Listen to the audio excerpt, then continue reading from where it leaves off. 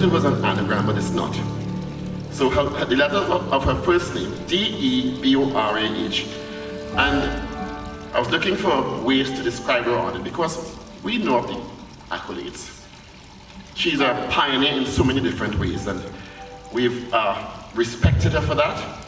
But I think getting more personal because of the type of person she is may be more appropriate at this time. So let's start with D. And what words can you think of, starting with D, that best describes her honor?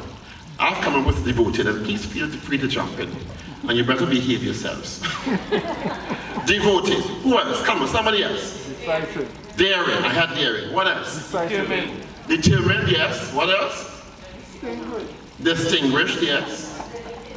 Dedicated. I have diligent. Let's get two more. Dazzling. One more. Dynamic. Right. Round of applause to you. Very good. We go to E. Let's start with E. I have exemplary. I have entertaining. I have enthusiastic. Let's get some more. Energetic. Effervescent. Extraordinary. Ebullient. What else? Ethical. Well, she better be. Sorry? Eloquent. And elegant. Give him 10 points. And we now move to B, and I will start with beautiful. Brilliant. Brave, I have that. Beguiling. Bold. And I also have bold face. Which is also appropriate. One more. B. Blessed. Right. We move to O now. I have optimistic to start. Original. Organized. I have organic. I have observant. One more. Sorry? Sorry? Outstanding. And I have one that I'm kind of tenuous on, but I'll say it anyway, omnipotent. Let's go to R. I have realistic. Sorry? Resilient. Refreshing. Sorry? Revered. Real. Revolutionary. I have remarkable. And what else? One more. Rural. Okay, I'll take that. Yes, she's rural. And A. Just two more letters. I have accomplished to start with A. What else? Sorry? Anglican, that's what you said? Ambitious, yes. I have affable. Admirable. I have accomplished. Authentic. Authentic, I have that. I have affable. Yes, ageless. You can get a promotion for that. Amiable. I also have affable. And something you may not know, I have adventurous, but we'll keep that a secret. And finally, H. Let's start with helpful, isn't she? Next. Humble, yes. Humorous, I have that. Honest. I have humane. Hardworking. I have harmonious. Honorable. And it better be honorable. That's a good place to end. And without further ado, let's please welcome our hostess this evening and the author of the publication. For honor, Mrs. Deborah Thomas-Felix. Wasn't that better than the long bio? Yeah, right. Well done.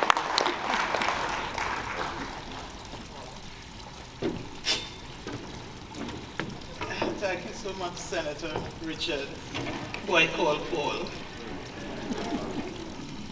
Good evening, everyone. All protocols observed and respected. I know people want to clap for that.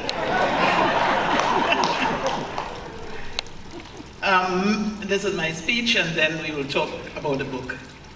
Many of us who are gathered here this evening are practitioners of industrial relations, and we therefore understand that the labor market is dynamic and volatile, and that industrial relations systems are always subject to change. We have been experiencing a global pandemic for the past 2 years, which has disrupted economies, created a global market crisis of unprecedented magnitude, affected the way we do business, and it is a catalyst for the re-engineering and the reshaping of policies at the workplace. As the pandemic evolves, its profound effect on the labor market is very evident as we continue to experience disruptions and delay in the world's supply chain and in the labor market. This has resulted in job losses and significant changes in the modality of work. Some of these changes and trends will be long-term, such as e-commerce, remote work, automation, and some jobs will be totally obliterated. Business owners now have the challenge to become even more innovative and creative as they try to incorporate the new trends into their business models.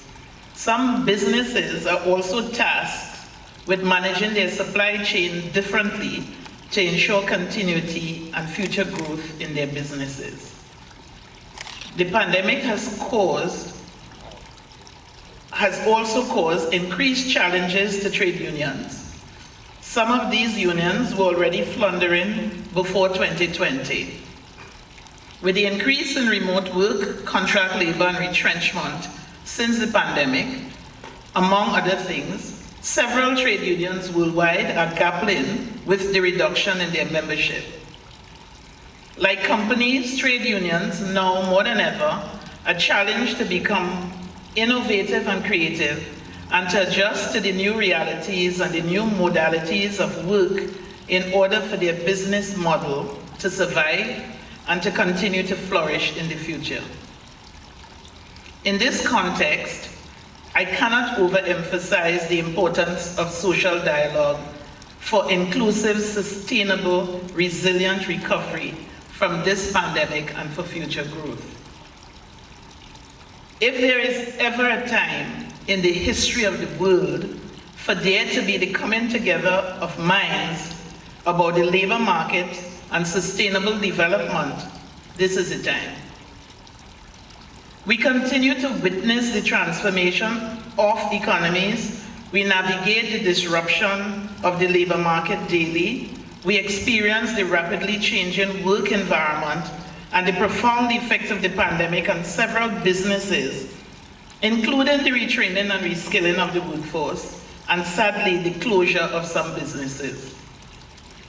The approach to recovery, as I see it, is the meeting of the minds with an aim to foster sustainable growth, social peace, and resilience. As we work together to ensure the continuity in the future, there is only one progressive approach in my view, which is an approach with consultation firmly at the center. Social dialogue is the linchpin for social partners to navigate this pandemic and to create new systems to carve a path forward for this nation and by extension the region to achieve the 2030 agenda for sustainable development. Last year at my book launch,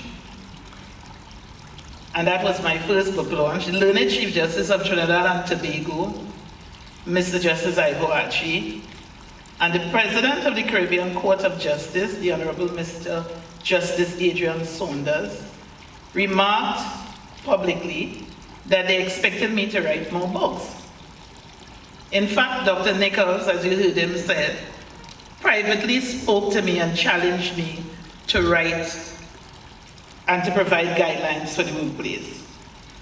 I laughed at the idea at the time because writing a second book was nowhere in my mind.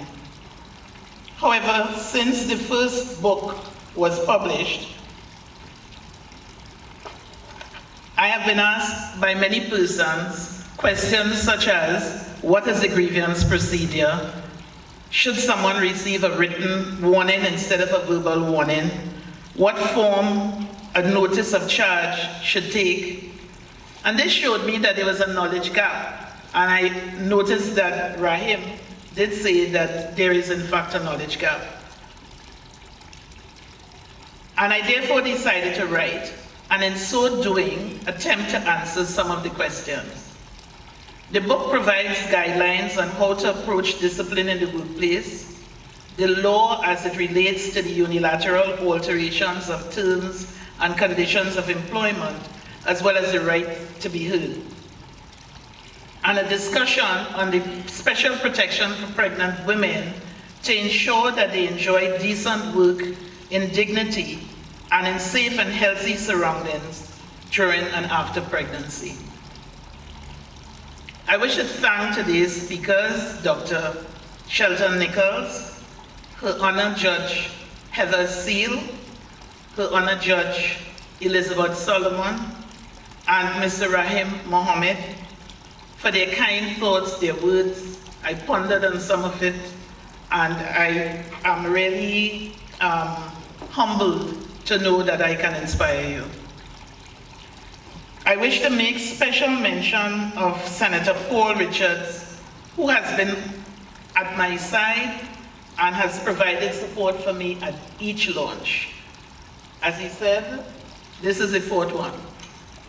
My sister Valerie, I thank her for typing all the judgments used in the book into Word documents and the general love and support which she gives. My sons, Araya is here in Trinidad, my eldest son is not here, and my nephew Kurt, I thank you all for your love. My sincerest thanks to the judges and the staff of the Industrial Court, who I regard as my Industrial Court family, and all my friends and relatives who have supported me in this process. I think if I don't say my St. Francois friends too, I may not be able to leave the room. I wish to thank the team. There's a team which works with me invisibly. You know who you are. I wish to thank you for working with me and assisting in putting this launch together. And I thank each and every one of you for taking your time, particularly you, Attorney General, and Justice Saunders, for finding the time to spend this moment with me and this afternoon with me. I deeply appreciate it. Thank you. And I hope you enjoy the rest of the evening.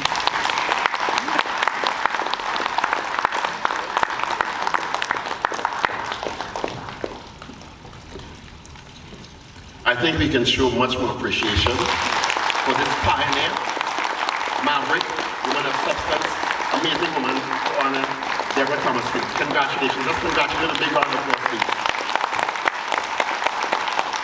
Volume 2 of 25.